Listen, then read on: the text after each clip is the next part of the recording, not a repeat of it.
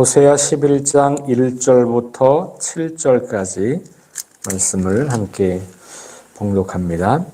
이스라엘이 어렸을 때에 내가 사랑하여 내 아들을 애굽에서 불러냈거늘 선지자들이 그들을 부를수록 그들은 점점 멀리하고 바알들에게 제사하며 아로새긴 우상 앞에서 분향하였느니라. 그러나 내가 에브라임에게 걸음을 가르치고 내 팔로 안았음에도 내가 그들을 고치는 줄을 그들은 알지 못하였도다. 내가 사람의 줄, 곧 사랑의 줄로 그들을 이끌었고 그들에게 대하여 그 목에서 멍에를 벗기는 자같이 되었으며 그들 앞에 먹을 것을 두었노라. 그들은 애굽 땅으로 되돌아가지 못하겠거늘 내게 돌아오기를 싫어하니 아수르 사람이 그 임금이 될 것이라. 칼이 그들의 성읍들을 치며 빗장을 깨뜨려 없이 하리니 이는 그들의 계책으로 말미암음이니라. 내 백성이 끝끝내 내게서 물러가나니 비록 그들을 불러 위에 계신 이에게로 돌아오라 할지라도 일어나는 자가 하나도 없도다. 아멘. 네, 호세아 11장에서 하나님이 어떤 분이신가를 우리 다시 한번 확인하게 되죠. 물론 이스라엘 백성들의 모습과 더불어서 대조가 되고 있습니다. 우리 지난 주일에 아버지 하나님이 어떤 분인가 우리 예수님의 비유의 말씀을 통해서 보았는데 그 하나님의 모습이 호세아에도 여전히 나타나고 있는 것을 보게 되죠. 특별히 오늘 이 11장은 하나님은 이런데 이스라엘은 이렇다. 계속 대조하고 있어요. 하나님은 계속해서 이스라엘을 사랑하는데 이스라엘은 계속해서 반역한다. 그런 이야기죠. 사실 구약 성경의 대부분의 이야기가 그런 흐름이에요. 하나님은 계속 이스라엘 백성들을 선택하고 사랑하고 돌보고 인도하는 이야기. 그런데 이스라엘은 계속해서 그 하나님을 등지고 떠나고 반역하고 거역하는 이야기. 그러니까 하나님의 입장으로 보면 짝사랑도 이런 짝사랑이 없는 거예요. 여러분 짝사랑을 해보신 적이 있으십니까? 짝사랑 너무너무 사랑하는데 상대방은 관심이 1도 없어요. 그런 거예요. 이스라엘은 관심이 늘 다른 곳에 있어요. 특별히 이스라엘에게 관심은 어디에 있냐면 이 왕국 시대 이후로 보면 이스라엘의 아주 큰 관심은 풍요로움이에요. 풍요. 그러니까 지금 말로 하면 잘 먹고 잘 사는 거예요. 그게 신이에요. 그러니까 하나님이 자기들을 잘 먹게 잘 살고 해주면 하나님인데 그렇지 않으면 다른 데 가서 그것을 구하는 거죠. 그러니 실제로 그들은 신을 섬긴다기보다는 풍요가 신이 되어버린 거죠. 그래서 그 풍요를 보장해 준다고 여겨지는 모든 것들을 신으로 섬기게 되는 거예요. 신약 시대에도 비슷한 이야기가 이제 나와요. 탐욕이라는 주제가 등장하죠. 그러면서 너희의 배가 신이다 이런 말도 하잖아요. 이 배가 먹어서 배부른 것. 그러니까 이 탐욕의 문제, 욕심의 문제, 풍요로움의 문제는 과거나 지금이나 차이가 없는 것 같아요. 오늘날도 우리가 하나님을 믿는다고 하지만 실상은 나에게 풍요를 줄 때만 하나님이고 내 삶에 풍요로움을 제공하지 못한다고 생각하면 금방 그 하나님을 배신하기도 하죠. 그러니 엄밀히 말하면 하나님을 예배하고 섬긴다고 하기보다는 나 자신을 혹은 풍요를 섬기려고 하는 경향성을 우리 인간들은 가지고 있는 것 같아요. 그래서 그것이 내 삶의 행복을 보장해주고 그것이 내 삶에 안전감을 주고 그것이 내 삶의 평화를 지켜준다고 믿는 것이죠. 그것과 더불어서 이제 그 풍요로움이 결국은 힘으로 작용을 하는 거예요. 특별히 오늘날 같은 사회에서는 많이 가진 사람이 힘이 더 센 것처럼 보이잖아요. 많이 가진 사람이 목소리가 더 크게 작동하잖아요. 이런 것들이 결국은 힘이 지배하고 풍요로움이 지배하는 이 세상의 모습을 보게 되는 거죠. 하나님께서 끊임없이 이스라엘 백성들을 지키고 보호하고 키우고 사랑했음에도 불구하고 그 하나님의 사랑을 등지고 끊임없이 다른 길을 찾아가고 있는 이스라엘 백성들, 그리고 그들을 안타깝게 바라보시며 호소하고 있는, 돌아오라고, 그렇게 말을 안 들으니까 그들에게 심판을 경고하시죠.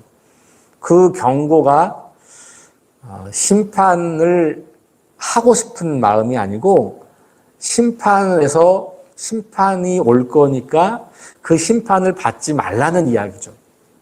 만약에 하나님이 심판이 목적이었다면 경고하실 필요가 없겠죠?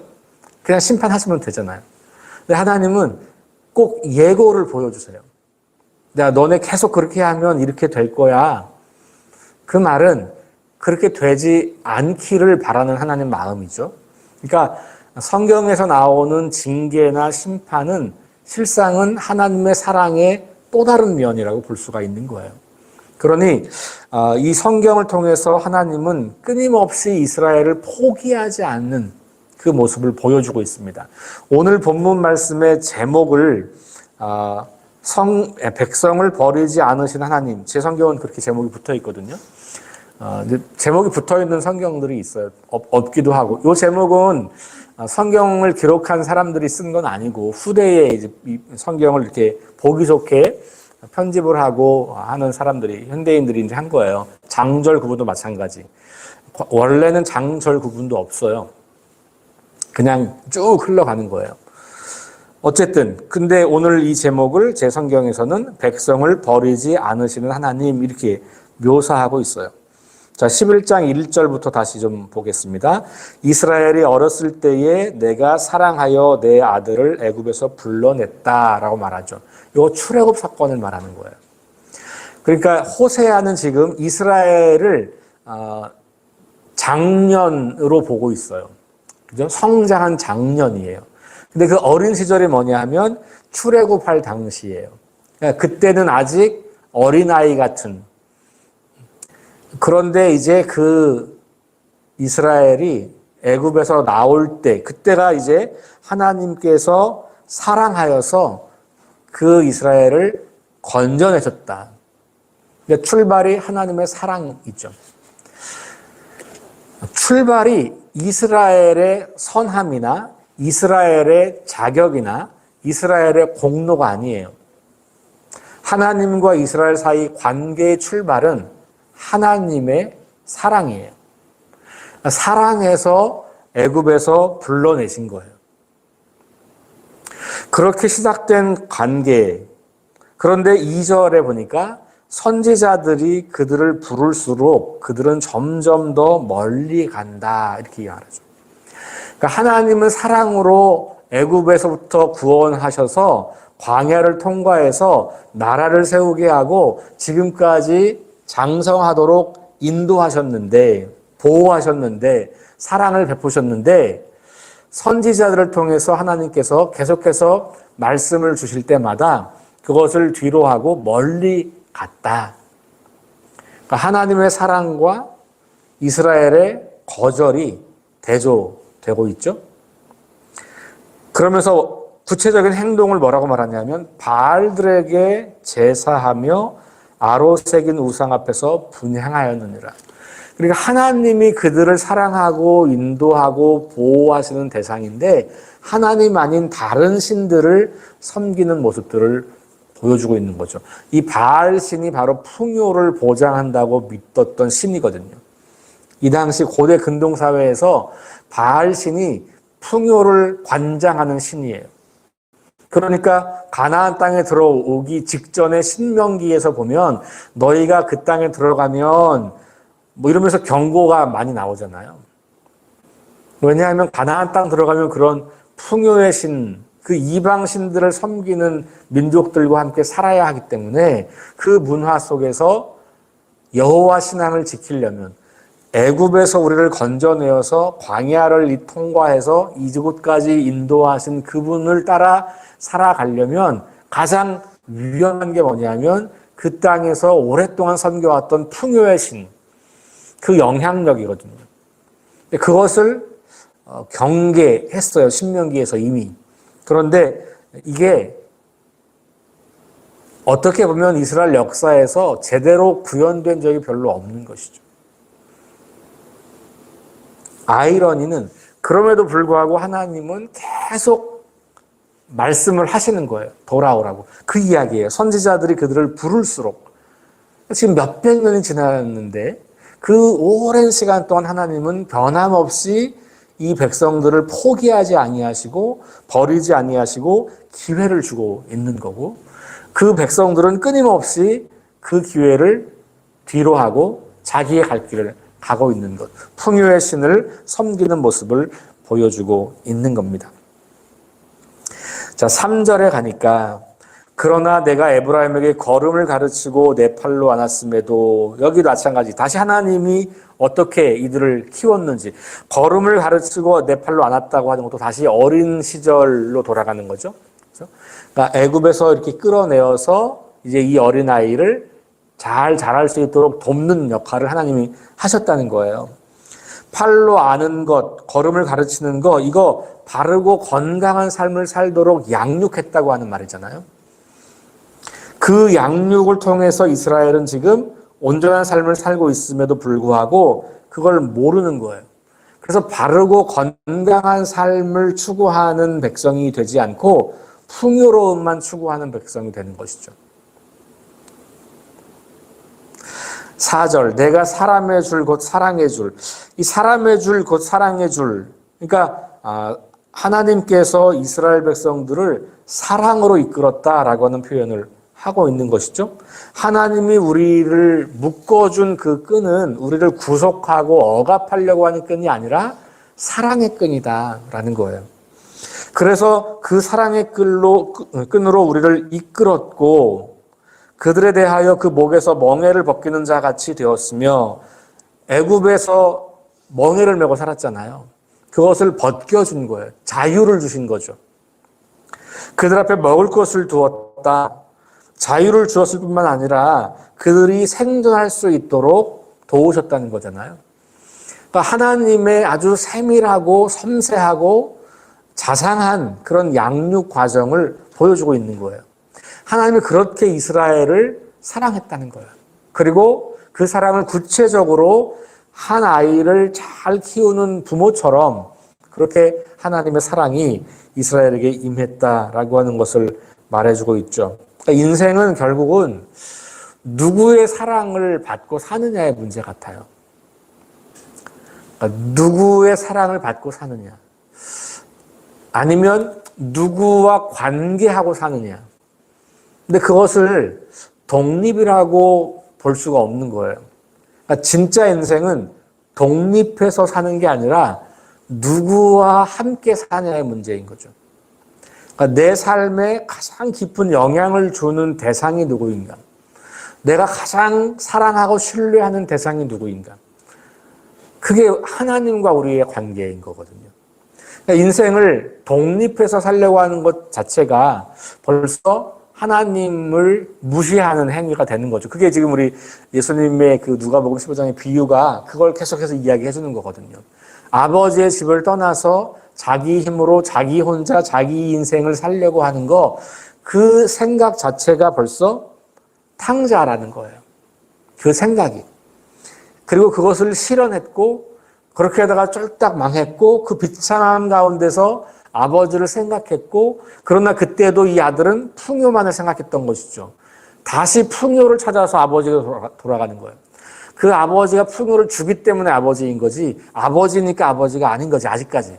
그랬던 아들이 집으로 돌아오는 길에 아직도 집이 먼데 아버지가 자기를 보고 달려와서 목을 안고 입을 맞추고 무조건적인 용납을 경험할 때 그가 아버지와의 관계가 온전하게 회복되는 것을 경험하게 된다. 이게 이제 탕자의 비유, 아버지의 비유가 우리 들려주는 이야기. 한 달 동안 우리가 보았던 말씀이잖아요. 제가 이번 달에 호세아를 보는 이유가 이 예수님의 비유 이야기와 가장 잘 맞는 구약 성경이라는 생각이 들었어요. 그래서 호세아를 읽고 있는 거거든요. 그 하나님, 예수님 말씀하신 그 하나님과 호세아가 전하는 하나님이 같은 분이에요. 그렇게 하나님은 이스라엘 과거 때부터 지금까지, 그리고 예수님 때, 그리고 지금도 변치 않고 동일한 사랑으로 우리를 돌보시고 키우시는 분. 그러니 우리 인생은 그분과 함께 할 때 가장 복된 것.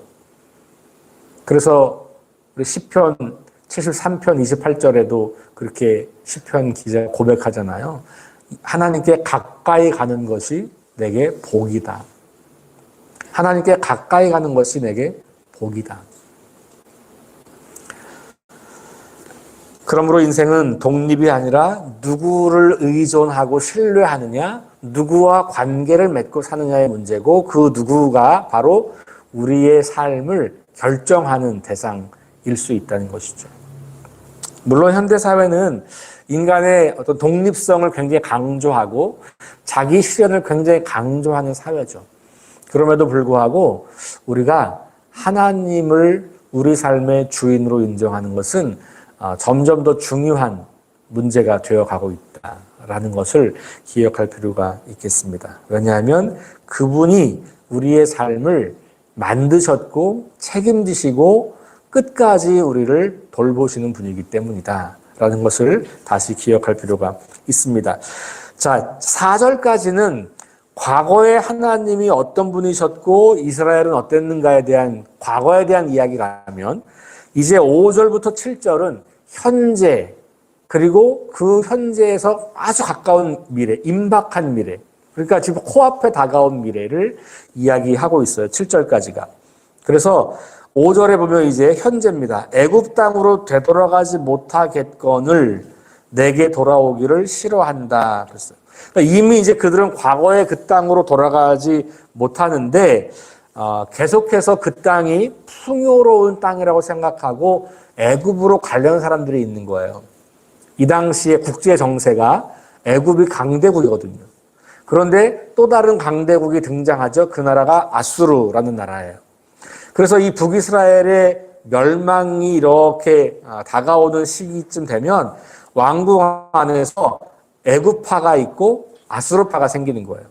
서로 막 그래서 정쟁을 하고 모반을 일으키고 암투가 일어나고 왕국이 거의 피바다가 되는, 그렇게 왕국이 몰락해 가거든요. 그렇게 가지 못하는데 내게 오기도 싫어한다는 거예요. 그래서 어떻게 됩니까? 아수르 사람이 그들의 왕이 된다. 지금 이게 요 딱 한 줄로 그 국제 정세를 다 표현하고 있는 거예요. 이제 이게 현재이면서도 임박한 미래를 하나님께서 보여주고 있는 겁니다. 애굽이나 아수르가 아니라 하나님이 왕이셔야 할 텐데 이스라엘 백성들은 그 하나님, 왕이신 하나님께로 돌아오지 않고 있다. 그래서 그 왕되심을 거부한 이스라엘 백성들이 결국은 아수르의 지배하에 놓이게 될 것이다 라고 하는 것을 우리에게 말해주고 있습니다. 6절, 칼이 그들의 성읍들을 치며 빗장을 깨뜨려 없이 하리니, 전쟁이 난다는 이야기예요. 그렇죠? 전쟁이 나서 무너진다는 겁니다. 그들의 계책으로 말미암음이라. 이 계책이라고 하는 게 속임수잖아요. 그렇죠? 하나님을 하나님으로 섬기는 것처럼 보이지만 실상은 다른 신들을 섬기고 있는 그런 모습들. 스스로 힘으로 스스로를 지켜낼 수 있다고 믿고 군사력을 강화하거나 아니면 강대국들을 뒤쫓거나 하나님을 신뢰하지 않고, 그러나 제사는 여전히 드리잖아요. 하나님이 하라고 하는 종교 행위는 여전히 하고 있어요. 그런데 거기에 진짜 마음과 진짜 생각이 담겨 있지 않은 거죠. 그래서 계책이라고 하는 표현을 쓰고 있는 겁니다. 7절, 내 백성이 끝끝내 내게서 물러가나니 비록 그들을 불러 위에 계신 이에게로 돌아오게 할지라도 일어나는 자가 하나도 없도다. 계속해서 반역하는 이스라엘의 모습을 한탄하고 있는 겁니다. 하나님의 부르심은 계속돼요. 그러나 이스라엘의 완고함도 계속됩니다. 평행선을 달리는 것처럼 보이고 있는 거죠. 이렇게 안타깝게 하나님은 호소하고 있고 그리고 경고하고 있는 것이죠. 이제 우리 내일 8절 이하부터 보면 그 이야기가 이제 앞으로 그래서 망하게 된다라고 하는 이제 이야기를 또 하는 거거든요. 그러니까 이 11장은 결국은 이스라엘, 에브라임의 아주 고집불통 같은 반역과 그럼에도 불구하고 여전히 무조건적인 사랑과 용납과 은혜를 베푸시는 하나님의 어떻게 보면 참 애절한 사랑 이야기. 이게 드라마로 만들어지면 한 남자가 한 여인을 정말 애절하게 사랑하는 그런 사랑의 연가일 거예요. 호세아는 하나님의 그런 사랑을 우리에게 보여주고 있어요. 오늘 이 아침에 그 하나님이 지금 우리를 향해서도 동일하게 그 마음을 갖고 계시고 우리가 하나님과 함께 건강하게 자라도록 돌보시고 계시고 우리를 바라보고 있다는 거 기억하시고 오늘 하루 그 사랑 안에서 복된 삶을 누리기를 주의 이름으로 축원합니다. 기도하겠습니다. 하나님, 끊임없는 하나님의 사랑, 애절한 그 사랑을 이 시간 만납니다. 에브라임의 끝없는 거절과 고집, 불통, 완고함도 이 아침에 바라봅니다. 우리는 그 에브라임과 얼마나 닮아 있는지, 아니면 하나님의 그 애절한 사랑에 반응하며 살고 있는지 우리 자신을 돌아봅니다. 풍요의 신을 섬기며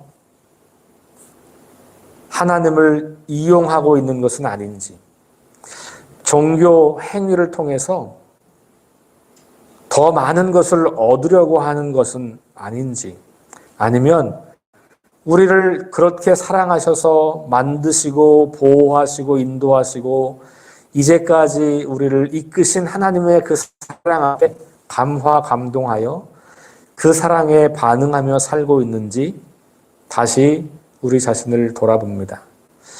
아침마다 말씀을 거울 삼아 우리를 돌아보는 믿음의 형제 자매들을 주님이 기쁘게 여기시고 오늘 하루도 하나님의 그 사랑 앞에 반응하며 하나님과 동행하는 복된 인생을 살아갈 수 있도록 인도하여 주옵소서.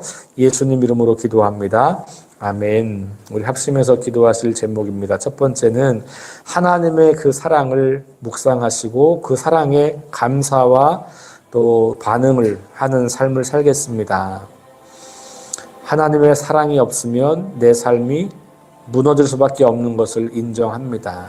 하나님의 사랑을 생각하시면서 감사하시고 그의 적절한 반응의 삶을 살겠다고 고백하시면서 기도하시고, 두 번째는 에브라임의 그 완고함 속에서 혹시 우리의 모습을 발견할 수 있을지, 우리도 이런저런 완고함과 풍요의 신을 섬기고 있는 것은 아닌지 우리를 좀 돌아보면서 내 안에 두고 있는 또 다른 신들 있다면 이것을 제하여 버리게 해달라고 기도하시고, 세 번째 우리 김일동 권사님의 회복과 또 우리 질병으로 고통당하는 분들의 치유와 회복을 위해서 기도해 주시면 좋겠고, 네 번째 우리 2023년 영적 성장을 위한 그런 기도 네 가지 함께 합심해서 기도하시겠습니다.